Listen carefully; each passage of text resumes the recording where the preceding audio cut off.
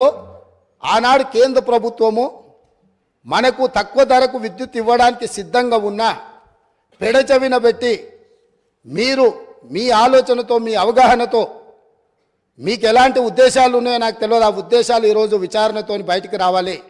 కాబట్టి రేపు జరగబోయే జ్యుడిషియల్ ఎంక్వైరీలో ఛత్తీస్గఢ్తో తెలంగాణ రాష్ట్ర ప్రభుత్వం చేసుకున్న ఒప్పందాల మీద 100% విచారణకు ఆదేశిస్తున్నాము. ఈ ఛత్తీస్గఢ్ 1000 మెగావాట్ల విద్యుత్తులో జరిగిన కుంభకోణము, నిర్లక్ష్యము, ఈరోజు ఛత్తీస్గఢ్లో ఏవైతే కేసులు నడుస్తున్నాయో ఈరోజు వాళ్ళు ఫిక్స్డ్ కాస్ట్ వేరియేషన్ కాస్ట్ని లెక్కలేసి వాళ్ళు ఏ అదనంగా అడుగుతున్నారో ఏ పరిస్థితులు ఉన్నాయో అక్కడ ఛత్తీస్గఢ్ ఈఆర్సీ ముందలో జరుగుతున్న కేసులు ఏమున్నాయో వీటన్నిటిని పూర్తి స్థాయిలో విచారణ చేయడం ద్వారా మొత్తం వాస్తవాలను బయటికి తీయాల్సిన అవసరం ఉంది. ఛత్తీస్గఢ్ ఒప్పందం మీద ఈ ప్రభుత్వం విచారణకు ఆదేశిస్తుంది అధ్యక్ష. అదేవిధంగా అధ్యక్ష, యాదాద్రి థర్మల్ పవర్ ప్రాజెక్ట్ ఆ రోజు ప్రజల సెంటిమెంట్ ఏదైతే ఉందో ఈ ప్రజల సెంటిమెంటును తమకు అనుకూలంగా మార్చుకొని ఇండియా బుల్స్ అనే కంపెనీ గుజరాత్లో 1080 మెగావాట్ల విద్యుత్ సామర్థ్యంతో ప్రైవేట్ సంస్థ నిర్మించదలుచుకున్న ప్రాజెక్టును కేంద్ర ప్రభుత్వం విధి విధానాలలో మార్పు తీసుకొచ్చింది. పొల్యూషన్ ఎన్విరాన్మెంట్ను రక్షించడానికి 2011-12లోనే ప్రభుత్వం విధానాలు తీసుకొచ్చి సబ్ క్రిటికల్ అనే టెక్నాలజీతో నిర్మించిన ప్రాజెక్టులను అన్నింటిని కూడా మూసేసి సూపర్ క్రిటికల్ టెక్నాలజీకి మీరు మారండి, భవిష్యత్తులో నిర్మించబోయే ప్రాజెక్టులు ఏవైతే ఉన్నాయో ఆ ప్రాజెక్టులను కూడా సూపర్ క్రిటికల్ టెక్నాలజీతో నిర్మించమని చెప్పి విస్పష్టంగా కేంద్ర ప్రభుత్వం ఆనాడు ఆదేశాలు ఇచ్చింది రాష్ట్ర ప్రభుత్వాలకు, అదేవిధంగా ప్రైవేట్ కంపెనీలకు. అందుకోసము సూపర్ క్రిటికల్ టెక్నాలజీ ఉంటేనే 2013 తర్వాత ప్రాజెక్టులు నిర్మించాల్సిన నిబంధనలు ఉండడంతో గుజరాత్కు సంబంధించిన ఇండియా బుల్స్ అనే కంపెనీ BHELకు ఆల్రెడీ సబ్ క్రిటికల్ టెక్నాలజీతో పర్చేజ్ ఆర్డర్ ఇచ్చున్నది కాబట్టి ఆ కాలం చెల్లిపోయిన సాంకేతిక పరిజ్ఞానంతో ఆ ప్రాజెక్టు నిర్మించడానికి అవకాశం లేదని తెలిసి ఆ ఇండియా బుల్స్ కంపెనీ BHELకు మా డబ్బులు మాకు వాపసు ఇవ్వండి అని అంటే, మీరు ఆల్రెడీ కొనుగోలు ఒప్పందం చేసుకున్నారు, డబ్బులు చెల్లించారు, మీకు తిరిగి ఇవ్వడానికి కుదరదు. ఎవడైనా తలమాసినోడు ఇది కొనుక్కునేటోడు దొరికితే వాడిని తీసుకొచ్చి మాకు అప్పచెప్పండి, ఆ తలమాసినోడి దగ్గర మేము డబ్బులు తీసుకొని మీ డబ్బులు వెనక్కిస్తామని వాళ్ళు అంటే, తెలంగాణ ప్రభుత్వం నేనున్నా వాళ్ళని వీళ్ళని ఎందుకు ఎత్తుకుంటారు అని చెప్పి వీళ్ళు పోయి ఒక ప్రైవేట్ కంపెనీ మునుగాల్చిన సబ్ క్రిటికల్ టెక్నాలజీతో నిర్మించాల్సిన పవర్ ప్రాజెక్టును కాలం చెల్లిపోయిన దాన్ని మాకు అత్యవసరం ఉంది, 2 సంవత్సరాలనే పూర్తి చేస్తామని ఇదే సభలో ఇక్కడి నుంచి ఆనాటి సభానాయకుడు సభ ముందల దబాయించి మేము చెప్పినాము. ఆ రోజు మీరు కావాలంటే పాత రికార్డులు తిరిగే చూడండి. ఇది సబ్ క్రిటికల్ టెక్నాలజీకి కాలం చెల్లిపోయింది, ఇది ప్రపంచంలో ఎక్కడ మనుగడ సాధిస్తలేదు, దీంతో కాలుష్యం వస్తుంది, విద్యుత్ ఉత్పత్తి సామర్థ్యం తగ్గుతుంది, తద్వారా నష్టము, దీన్ని వద్దు అని మేము చెప్తే ఖచ్చితంగా నేను చేస్తా, 2 ఏళ్లలో పూర్తి చేస్తా అని వారు చెప్పడం జరిగింది అధ్యక్ష. 2 ఏళ్లలో పూర్తి చేయలే అధ్యక్ష. భద్రాద్రి పవర్ ప్రాజెక్ట్ 7 ఏళ్ళు పట్టింది భద్రాద్రి కోసం. 7 ఏళ్లలో 4 × 270 1080 మెగావాట్స్, 2 సంవత్సరాలలో 6,75,00,000 ప్రతి మెగావాట్కు ఖర్చు పెట్టి ప్రాజెక్టు నిర్మిస్తామని ఒప్పందం చేసి ఈ ఒప్పందాన్ని మొదట్లో తక్కువ చూపించి ఈ ప్రాజెక్టు నిర్మాణం ప్రాజెక్టు వ్యయం 9,74,00,000 రూపాయలు పర్ మెగావాట్ అయింది అధ్యక్ష. ఇది పూర్తయ్యే వరకు 7 సంవత్సరాలు పట్టింది. అత్యవసరంగా మనకు అవసరాలు ఉన్నాయి, అనుమతులు తీసుకోవడానికి ఆలస్యం అవుతుంది, టెండర్లు పిలిస్తే కూడా ఆ ప్రాసెస్తోనే ఆ 2 నెలలు టెండర్లు పిలిచే కాలం కూడా వృధా అవుతుంది. 2 నెలలు కూడా నేను సమయాన్ని వృధా చేయదలుచుకోలే, ఎన్ని వేల కోట్లు ఖర్చు పెట్టైనా సరే నా రైతులకు విద్యుత్ ఇస్తా అని ప్రజల సెంటిమెంటును ప్రాతిపదిక చేసుకొని ఆనాటి ముఖ్యమంత్రి గారు 6,75,00,000 రూపాయలకే పర్ మెగావాట్ విద్యుత్తు సామర్థ్యంతో ఉత్పత్తి చేస్తామని చెప్పి భద్రాద్రి పవర్ ప్రాజెక్టును కొనుగోలు చేయడం జరిగింది. తద్వారా ఇండియా బుల్స్ కంపెనీకి మేలు జరిగింది, వాళ్ళ డబ్బులు వాళ్ళకు వచ్చినాయి. కానీ ఇది 7 సంవత్సరాలై 9.74 కోట్లతోని ఈరోజు ప్రాజెక్టు పూర్తయింది. ఈరోజు ఇది ఉత్పత్తి కూడా సరైన విధంగా లేకపోవడం వల్ల సేమ్ టైం కేటీపీఎస్ ఇదే ప్రభుత్వంలో ఉన్న 7వ దశ 48 నెలల్లో సూపర్ క్రిటికల్ టెక్నాలజీతో, అది సబ్ క్రిటికల్ టెక్నాలజీ, ఆ టెక్నాలజీ కాలం చెల్లిపోయింది. మామూలుగా కంప్యూటర్లు లేకపోతే పాతకాలం నోకియా ఫోన్లు కాలం చెల్లిపోయినాక మనం బయట వాడేస్తాం, ఎందుకు ఉపయోగం లేదు అని, మన పాత బట్టలు పడేసినట్టు. అట్లాంటి పడేసిన వాటిని దాదాపుగా 10,000 కోట్లు పెట్టి నిర్మాణం చేసి తెలంగాణను నిండా ముంచిండ్రు. అదే సమయంలో కేటీపీఎస్ 7th ఫేజ్ 48 నెలలల్లా సూపర్ క్రిటికల్ టెక్నాలజీతోని 8.01 కోట్ల రూపాయల ఖర్చుతో పర్ మెగావాట్ విద్యుత్తును ఉత్పత్తి చేసింది అధ్యక్ష. అంటే ఏ రకంగా ఇందులో 1000 కోట్ల రూపాయల దోపిడీ జరిగిందో భద్రాద్రి పవర్ ప్రాజెక్టును కూడా ఈరోజు జ్యుడిషియల్ ఎంక్వైరీలో 2వ అంశంగా చేరుస్తున్నాం అధ్యక్ష. ఇక 3వది Yadadri thermal power project. Same ఇదే వితండవాదం.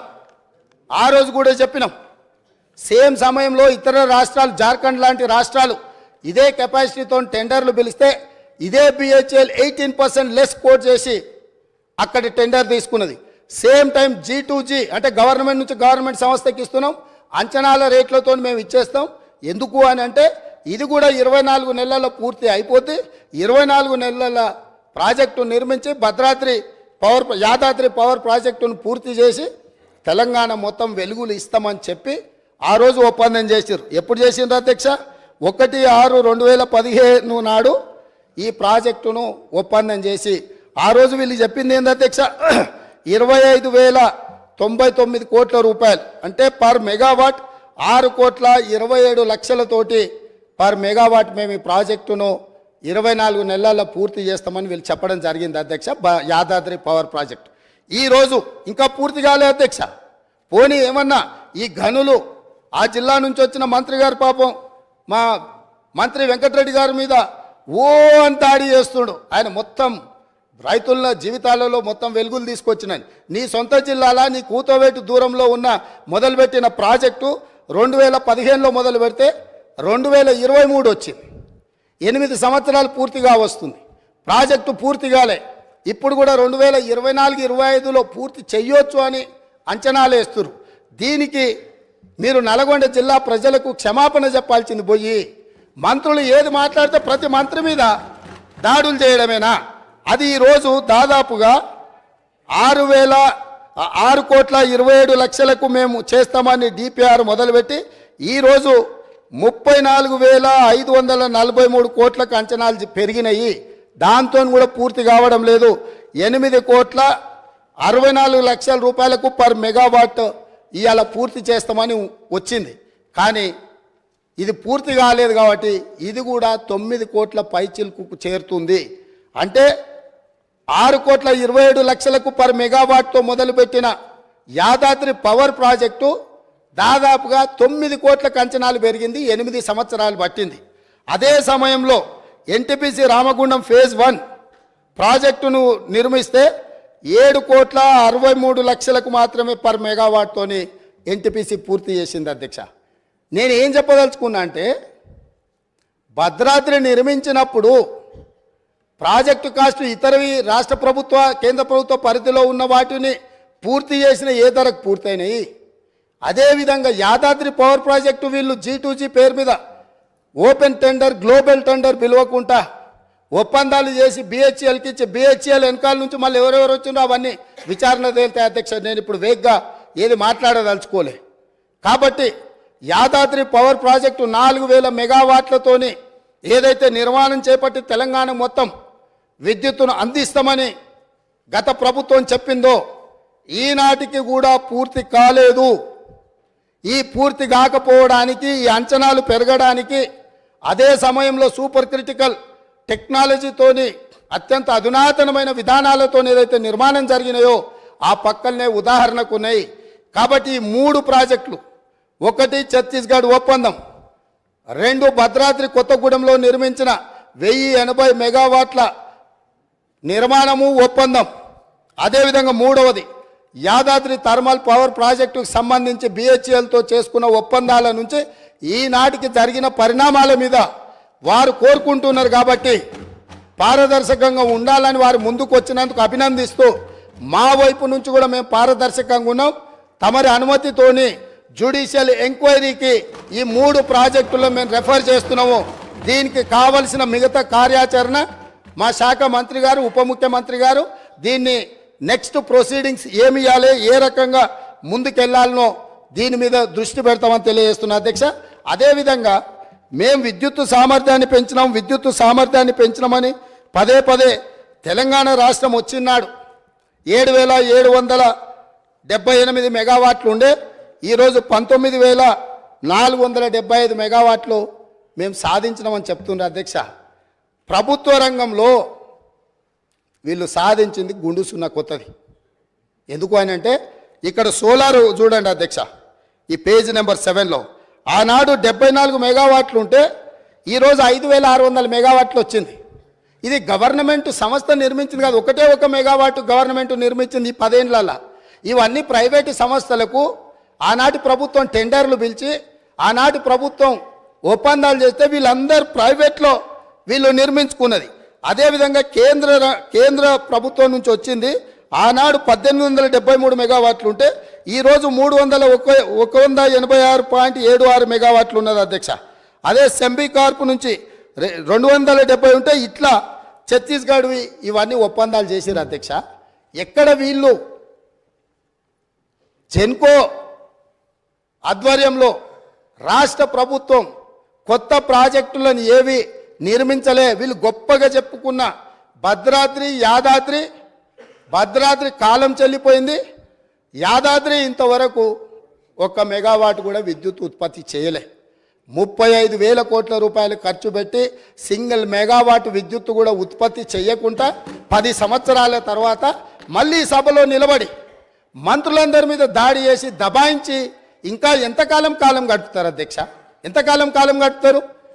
మేము స్పష్టంగా మా మంత్రి కోమటిరెడ్డి వెంకటరెడ్డి గారు 24 గంటల విద్యుత్ మీద వీళ్ళు డంబాచార ప్రకటనలు చేస్తుంటే సబ్ స్టేషన్లు కూర్చొని లాగ్ బుక్కులు తీసుకొచ్చి ముందర పెడితే అక్కడ ఉన్న లైన్మెన్ క్లియర్గా చెప్పిండు 8 నుంచి 10 గంటలు ఇచ్చినాం, కొన్నిసార్లు 12 గంటలు ఇచ్చినాం సార్, ఈ మధ్యకాలంలో అంతకంటే ఇవ్వలేదు అని చెప్పి స్పష్టంగా చెప్పిండు.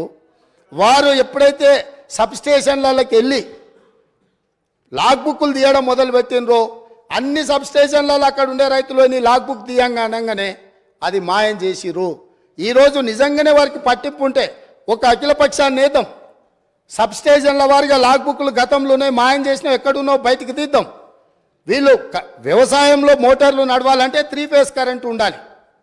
వీళ్ళు వ్యవసాయానికి మోటార్లకు 3 ఫేజ్ ఇవ్వకుండా సింగిల్ ఫేజ్ ఎక్కువ గంటలు ఇచ్చుకుంటా వ్యవసాయానికి ఉపయోగం లేకుండా 24 గంటలు ఇచ్చినము అని భ్రమలు కల్పించి రైతులను మోసం చేసిండ్రు అధ్యక్ష. దానికి సంబంధించి వాళ్ళు కోరుకుంటే మాకేం అభ్యంతరం లేదు. అఖిల పక్షాన్ని నిజ నిర్ధారణ కమిటీ కింద ఏద్దాం. ఆ పార్టీ ఆ మంత్రి గారిని కూడా ఇందులో భాగస్వామిని చేయండి.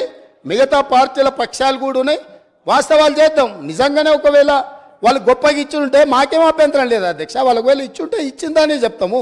ఈ రికార్డు ఏది మేము తయారు చేసింది కాదు కదా, వాస్తవాలు సంబంధిత శాఖ అధికారులు నివేదిక తయారు చేసిరు, మా మంత్రి గారు సభలో పెట్టిండ్రు. మా మంత్రి గారు అందరినీ చర్చించడానికి అవకాశం ఇచ్చిండ్రు. అందరు చర్చించిన దాని మీద వారి సూచనలు బాగుంటే అవి తీసుకుంటామని కూడా చెప్పినాం. ఇప్పుడు వాళ్ళు ఒక మంచి సూచన చేసిరు, మీరు జ్యుడిషియల్ ఎంక్వైరీ చేయండి, మేము సిద్ధంగా ఉన్నాం. ఇంత మంచి సూచన వాళ్ళు చేసినాక ప్రతిపక్షమే ముందుకు వచ్చి వాళ్ళ పరిపాలన మీద పారదర్శకత కోసం జ్యుడిషియల్ ఎంక్వైరీ అడిగిండ్రు. కాబట్టి వారి కోరిక మేరకు జ్యుడిషియల్ ఎంక్వైరీకి ఈ ప్రభుత్వం ఆదేశాలు ఇస్తుందని తమ ద్వారా తెలియజేస్తున్నాను అధ్యక్ష.